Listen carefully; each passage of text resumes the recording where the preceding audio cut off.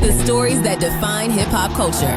You're now locked in to the Terminator Xperience podcast, where hip-hop history meets the culture right now. Hosted by DJ DVS and Minor, alongside the legendary Terminator X. We're talking classic moments, untold stories, and the voices that shape the game. Straight from the source. No filters, no filler, just real conversations and real hip-hop. Turn it up. This is the Terminator Xperience podcast.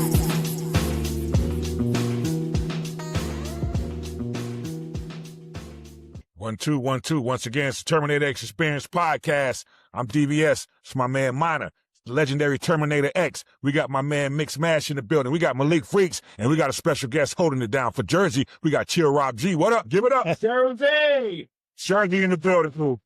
What's going on? What's happening? What's going on, man? Thank you for joining us tonight, man. We appreciate it. Right, thanks for having me on. So what's popping, man? Everything's good? How you been doing, man? It's been a minute. I mean, I'm doing great, man. You know what I'm saying? I got a new album out right now called Survival of the Better. Got a lot of featured artists on there. You know what I mean? And who you got on the album? You gotta let us know who's on the album. My God, I got so many people. I got Sadat X, Brand Nubian. Okay. I got my man R-Rated Rugged Man. Ooh. I got Wise Intelligent from Poor Righteous Teachers. I got Rakim Shabazz. I got Stretch from Naughty by Nature. I got the one and only Chuck D. Who did I leave out? Oh, and I got my man Thriller from Jersey City. This kid is nice. So the lineup is crazy. It's all spitters. Album's kind of good. I like it. Okay, that's dope. That sounds dope. That sounds dope. Yes, sir. Yes, sir. So let's start from the beginning. Let's let everybody know, you know what I'm saying, where you're representing, how you got started, and all that good stuff. Well, I'm from Jersey City. Okay. Shout out Jersey. No doubt. How did I get started? I got started through the 45 King. A couple of cats I know from Jersey City met Mark, and then they introduced me to him. Okay. And, you know, we was down in the basement freestyling, and Mark liked what he heard. So he was like, yo, man, me and you should try to make a record, and boom. You know what I mean? The rest, as they say, that's how we got here. So, I mean, like, you know, working with the legendary 45 King, man, like, you know, like. R.I.P. Yeah, man, like that had to be crazy, man. I mean, I'm sure you probably heard some stuff, man, like that never got out, just you know what I'm saying, the unreleased, man. You probably excuse my language, you probably heard some shit, you know what I'm saying? Yeah, no doubt. No doubt. Mark had a lot of shit on that computer. I know he did. He still do. I mean, his brother got the computer, and it's a couple of unreleased joints on there that we was doing. Wow. Man, you know, Nice. He was always working. He was always making up some new stuff. Mark was a crazy kind of dude. He would take a record and wobble it, like waka, and then try to sample that. I mean, the dude was wild, yo. Wow. Yeah. Yeah, I know. So you were part of the early, what was the name of the crew? Flavor Unit. Flavor Unit. Yeah, no doubt. Yeah. Flavor Unit. And I know, were you at the same time when he first started working with Latif as well? Absolutely. We was all in there together. That's how the whole crew formed together. Me, Latifah, Rakim Shabazz, rest in peace to Apache's brother Latif. Wow, I didn't know that. I didn't know they were brothers. Yeah. Rest in peace to Double J. And you know, that was the crew. My man Taheed. We all used to just hang out in Mark's basement, and everybody used to write rhymes. So that's kind of how that just kind of came together. You know what I mean? Yeah. Plus, so Mark was kind of like a New Jersey little Motown kind of stuff. He was like a New Jersey Marley, I was about to say, because Marley, there you go. The Juice Crew was out, and we saw how they was doing it. So you know what I mean? Yes, absolutely. So, what was your motivation to become a rap artist? Like, why inspired you? Like, who you looked at before you became a rapper yourself? I used to like Melly Mel a lot. Melly Mel was dope to me. You know what I'm saying? And who else? Spoonie G. Yeah, you know. And really, you know, just Run DMC, just all of that. Everything that was out. Right. Everything that came out before I started just had me like stuck. I was like, oh, that's dope. Oh, you know, I was on all of it, man. Everybody. Curtis Blow had the record that he had like a 7-minute instrumental on the back of the record. And that's really when I started to write rhymes. So I used to rhyme over that all the time. Right. So when you rhymed, did everything just come out of you natural? You wrote? I started off freestyling. I started off just, grab the mic and go. But then I wanted to make it sound better. So I would, when I'm doing it in the crib and I got a notebook in front of me, then I got time to write it, And so I realized that the stuff I was writing was better than the stuff I was just, because you're liable to say anything when you just, you know what I mean? Yeah. Yes. And sometimes that works. Sometimes that's the way to go. Yes, sir. So what do you think about today's music? I mean, you know what? There's like different variants, you know what I mean, of hip hop out right now. And there's enough for everybody. There's enough to go around. So I don't want to hate on nobody that likes a certain whatever. Go ahead. You can have that. Because there's enough other stuff going on that I ain't got to sweat it. You know what I mean? Yes, sir. So I was going to ask you something. DV did the research, but something I didn't know. So your appearance on I Got the Power, they basically sampled you and put you on there without you knowing. Is that what happened or no? Something like or that. Just Something like that. They sampled wow, it. that's crazy. I never knew that. Yeah, man. It was crazy. But I got a court case pending right now in California. So we're going to see how that works out.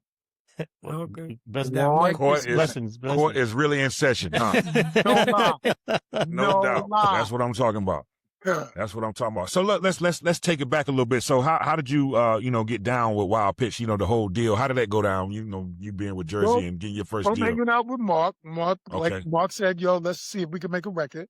So we did a demo and gave it to Red Alert, and Red played it for a couple of weeks until this guy Stu Fine called him up. Stu Fine from Wild Pitch called Red and asked him, who's the guy that you playing? And then Red called me and was like, yo, I want to introduce you to this dude. You got a record label. So, I'm gassed up. I got a record on the air, and now the label guy is calling me, and it was, I don't know. I signed that deal, man. I should not. Hey, man, it was, early days, man. You know what I'm saying? You know how it is, man. I signed that deal. And that's how I ended up on Wild Pitch. Not for nothing. Stu had enough sense to let us do what we wanted to do. He didn't try to, control the music. He just, he wanted to give you the contract. And then everything you did musically, he was with it. You know what I'm saying? He knew where he was and what we were supposed to be doing. So I think that's why Wild Pitch was successful. He just let the artist be the artist, So when once you got the deal and you started, like touring and going around the country, like, is there like a show that just stood out when you first, like, I guess left the whole Jersey tri-state area, started touring? Was there, like something that just, when you knew it was popping? When I got to Japan and everybody was doing the record, everybody was hype over there. And when I got to Amsterdam, and they was banging on the stage and screaming, and it was crazy. You would have thought they just announced Michael Jackson.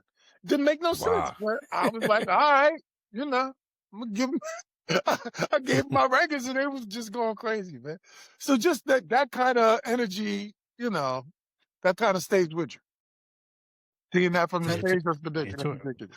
Yeah, I talk about that all the time. Touring overseas is much more fun than performing in the States. They appreciate it more. Yeah. Tell us one of your favorite moments when you was on stage, like something wild that happened in your life that you will never forget while you was on the road. Like one of your most funniest ones. On the road. A lot of things happened on the road, man. I mean, just a good road story. Just a good road story. Tell us, let us know what happened. I don't have no road stories like that. I mean, you got one. I don't have no road stories like that, man. Just a bunch of stuff used to happen, man. Yeah. You know what I mean? Police used to be messing with us. I was out there with Tupac before he was, Tupac. He was just, the Digital Underground roadie. Yeah. Mm-hmm. So, and he was still a wild boy back then, man. So, yeah, just a bunch of different shit happened, man. I mean, nothing I can really say, let me tell you. You know what I mean? Yes, sir. Yeah. I got a funny Tupac story real quick. I don't think I don't think I want to tell these stories. I want to tell these stories, man. Jeez. Yeah, I don't know if you was on the tour at the time. We was on a tour. I forgot what tour it was. And I'm trying to remember. It had to be with That digital. was 90.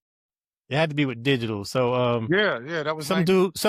some dude got backstage. I forgot how he got back there, but he stole something out of our dressing room. I think he stole something of Chuck's. And we caught up with the dude, and we had him hemmed up in the back of the backstage somewhere. And we talking to the dude, and Tupac is, I could see him pacing back and forth behind us, pacing back and forth. And all of a sudden he comes jumping and leaping over all of us and swung at the dude, hit him in the face. What did he take? Yeah, he was just, yeah. What did he steal? Do you know what he stole? I don't remember. Was it a jacket?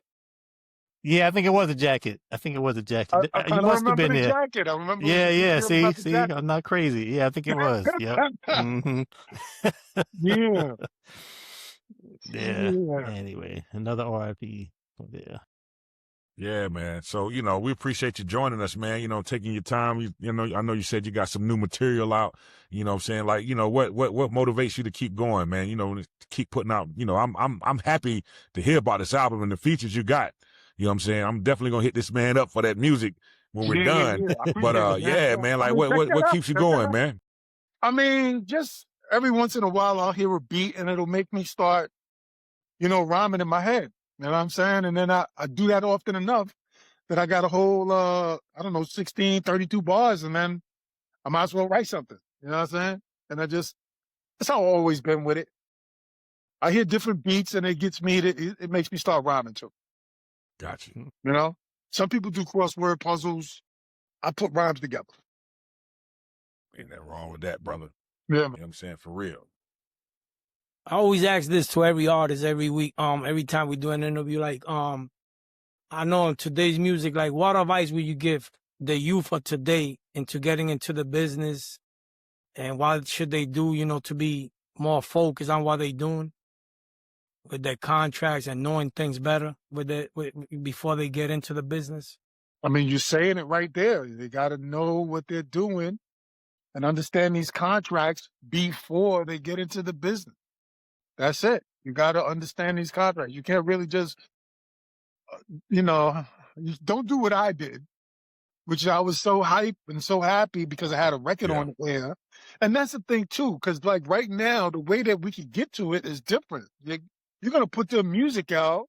The fans are going to run to you. You're going to have like 1 million followers before you need to sign a deal. You don't need to sign a deal now. Right. No, I mean, there's so many different ways to get your music out. So, the paradigm has definitely shifted. It's not what it was when I started. There's so many different ways to reach your audience. People start off doing this, and the next thing you know, they're selling platinum records. And really, they only get to the label later because they need the distribution, but they was already hot. You know what I mean?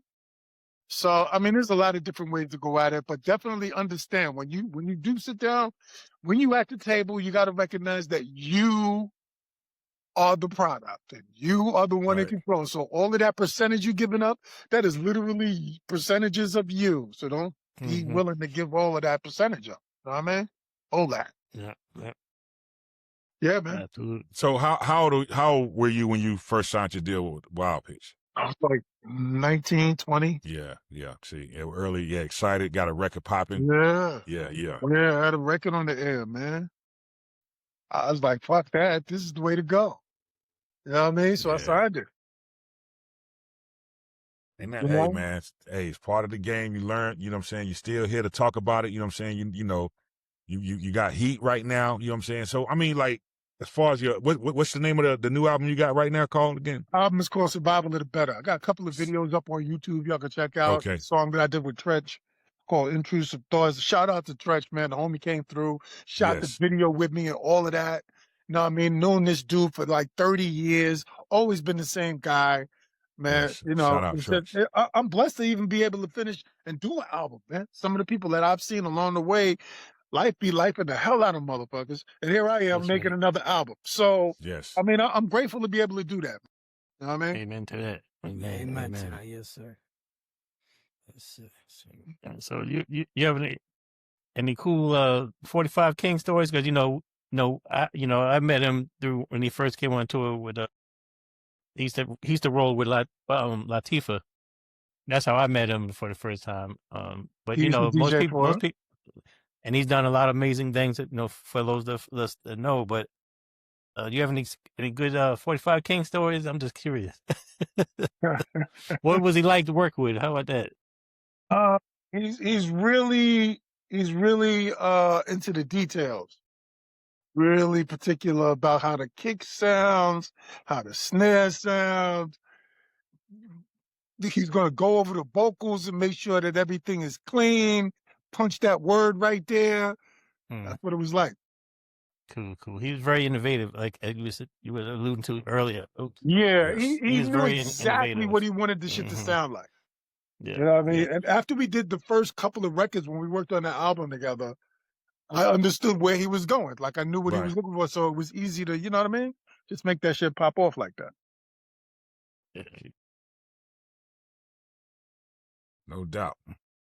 Well, yo, man, I mean, any other questions you got, fellas? Anything you want to throw out there, Mix Mash? You got something you want to? You want to say, ask something, Mash? I just want to say salute to you. Hold on. Go ahead, Smash. Go ahead. Turn around. Hold on. Peace, brother. I just want to salute you and thank you for your contribution. And, I'm a huge fan. Normally I was born in 97, but I grew up with your music. You're hood right now. So thank you, brother. Okay, that's what's up. So I heard you on a few Red Alert tapes, and from there, I studied you. So thank you, brother. No, my pleasure.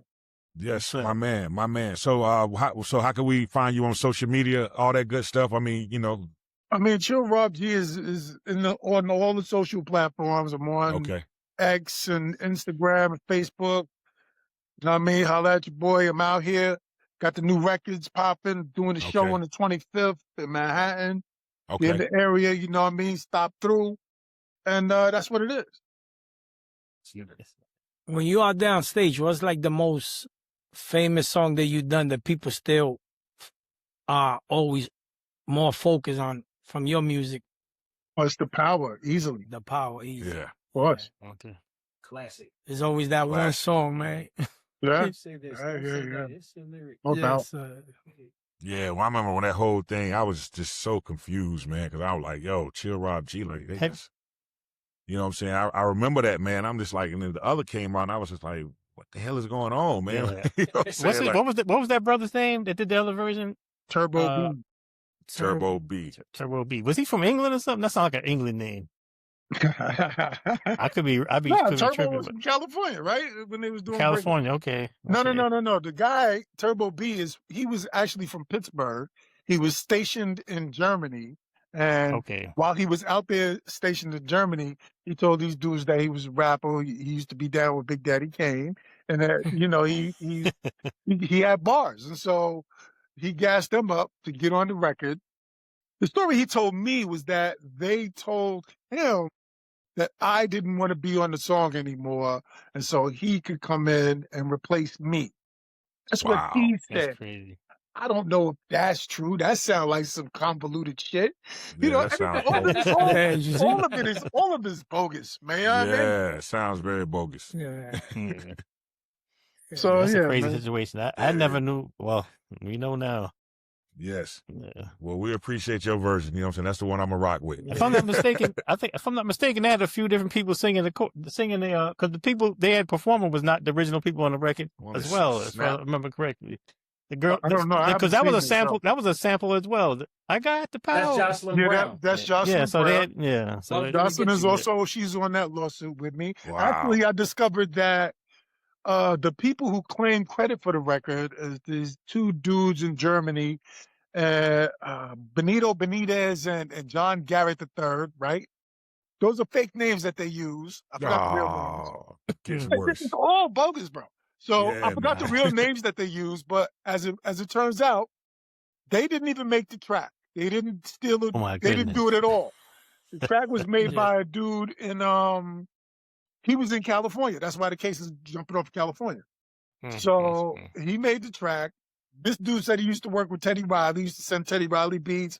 He did some shit with Ted. I don't know what the fuck. He's working with the New Jack Swing, all that type shit. So he was fucking around. He made this beat, and then he said this dude snuck the beat out of the studio on him. He snatched up the 1/4-inch tape and walked off with it. So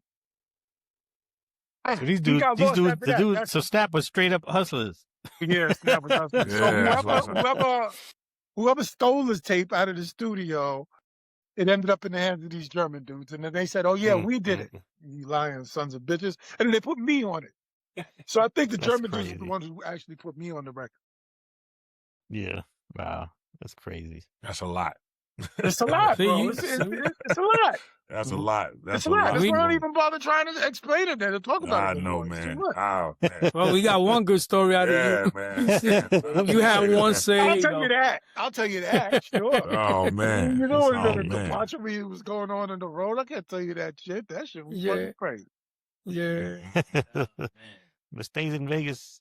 What happens in Vegas stays in Vegas. Yeah, man. And we wasn't even in Vegas. That's what's so fucking crazy. It's all good. Yeah. Oh man. Hey man, so I know you got the crazy lineup for your album, but is there any other artists you would like to work with? Is there like a wish list that you could? I mean, sure, man. There's always the wish list, man. I wouldn't want to work with everybody that inspired me from back in the day, man. You know what I mean? Like I wish I could get on the record with like Kane and Cool G Rap. I would be like and Master Ace, like and Craig G. It's like the Juice Crew plus me on that motherfucker. Yeah, that would be nice. Yeah. You know what I mean? For real. I wish I could rock with Rakim. Rakim inspired the hell out of me. Nas is dope. Cool J. You know what I'm saying? I want to be on the record with Run DMC. If they did a new joint, put me on that shit. Yeah, man. No doubt. These are the dudes I used to like to listen to. That's how I started, listening to them dudes. Dope. That's dope. So give us your top 3 of today's music. Who you listen to the most at this time in this era? Is your top 3? I don't know. I don't really have a top 3. It's the same dudes that I've always been listening to. I'm still listening to Cool J and fucking the same dudes. I listen to like different projects. So who got the last album I was listening to was Common and Pete Rock's album. That's in the car right now. Who else is in the car right now? Kendrick is in the car.